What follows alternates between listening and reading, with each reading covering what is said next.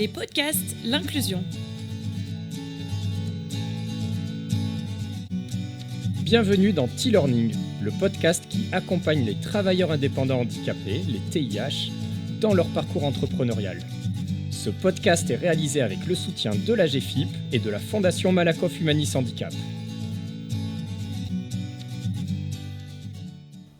Chers entrepreneurs, chers TIH, bienvenue à ce premier module du programme T-Learning. Nous allons vous proposer des conseils pour parler de votre handicap lors d'une présentation commerciale à un prospect ou à un client. À la fin du module, vous aurez donc des points de repère pour définir votre façon unique de vous présenter et de parler de votre handicap. Nous allons aborder le sujet en 3 parties. Première partie, les 3 principes structurants de nos conseils. Deuxième partie, le cas particulier des handicaps visibles. Troisième partie, les 4 étapes que nous conseillons et un rappel sur l'importance de votre présentation commerciale. Première partie, les principes structurants. Les conseils qui vont suivre s'appliquent directement pour les entrepreneurs dont les handicaps sont dits invisibles, c'est-à-dire imperceptibles pour une personne qui ne serait pas experte des sujets de handicap. Dans ce cas, notre parti pris repose sur 3 principes. Le premier, c'est entrepreneur avant tout. Se comporter autant que possible comme un entrepreneur en faisant abstraction de son handicap. Concrètement, cela veut dire qu'on parle de besoins clients et d'offres commerciales avant de parler de handicap. Deuxième principe, il faut parler du handicap de manière aussi simple et concrète que possible. Et troisième élément, ne pas hésiter à démontrer en quoi le handicap peut être un avantage pour le client. Deuxième partie, le cas particulier des handicaps visibles ou perceptibles. Pour les entrepreneurs dont le handicap serait visible, nous pensons que la manière de parler de votre handicap dépend de plusieurs facteurs. Premier facteur, votre préférence personnelle. En parler plutôt au début ou plutôt à la fin de l'entretien. Deuxième facteur, la sensibilité et l'expérience du prospect ou du client. Pour les personnes peu exposées au handicap, nous vous conseillons d'en parler rapidement dans l'entretien, après la présentation de vos produits et services, ou d'annoncer que le sujet est à l'ordre du jour de l'entretien. Troisième facteur, le besoin du prospect ou du client. La livraison du service ou du produit attendu est-elle mise en risque par des facteurs liés à votre handicap ? Si oui, nous vous conseillons également d'évoquer le sujet rapidement.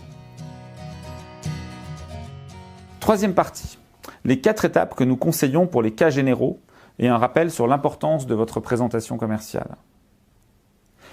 La première étape, c'est la présentation de votre offre. Le premier temps est la présentation de vos produits ou services, car vous êtes entrepreneur avant tout. Deuxième temps, le retour client. Demandez à votre client ou prospect un retour sur votre présentation afin de l'inviter à se positionner sur ce que vous avez présenté. Une fois que le client s'est positionné, il est moins susceptible de changer d'avis sur votre proposition. Ces 2 premières étapes sont les plus importantes de votre échange. Troisième étape maintenant, le statut de TIH. Nous vous recommandons de parler du statut de TIH et de la manière dont votre travail et votre facturation peuvent être valorisés dans le cadre de la déduction de la contribution AGFIP de votre client s'il s'agit d'une entreprise ou d'une organisation soumise à l'obligation d'emploi de travailleurs handicapés. C'est à cette occasion que vous pouvez aussi parler des autres avantages que peut constituer pour l'organisation cliente le fait de travailler avec un travailleur handicapé, et notamment en termes d'image externe comme interne. Nous abordons ces questions plus en détail dans d'autres modules du parcours. Quatrième point, vos besoins spécifiques et conditions de livraison. Parlez des besoins spécifiques que vous aurez lorsque vous livrerez votre produit ou service à votre client. Par besoin spécifique, nous entendons par exemple un aménagement si vous êtes une personne à mobilité réduite ou tout autre dispositif qui vous permettra de livrer dans de bonnes conditions. Parler de besoins spécifiques a plusieurs avantages. Le premier avantage est que cela vous aide, vous et votre client, à vous projeter dans la relation. Le deuxième avantage, c'est que cela peut désamorcer les appréhensions que peuvent avoir certains clients de recourir à un travailleur indépendant handicapé. Car on sait que le handicap peut générer des appréhensions. Et ce, notamment chez les personnes qui sont peu exposées au handicap. Donc, parler des besoins spécifiques, c'est une façon de répondre à ces questionnements. Enfin, il est important de fixer certaines conditions de livraison de votre service ou produit. Par exemple, Dans le cas d'une prestation intellectuelle, il est important de s'accorder sur le lieu de réalisation de la prestation.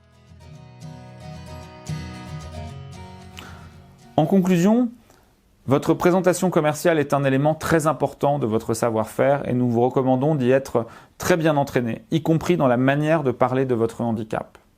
Concrètement, cela veut dire que l'on vous conseille d'écrire ou d'enregistrer cette présentation pour qu'elle soit convaincante, courte et précise.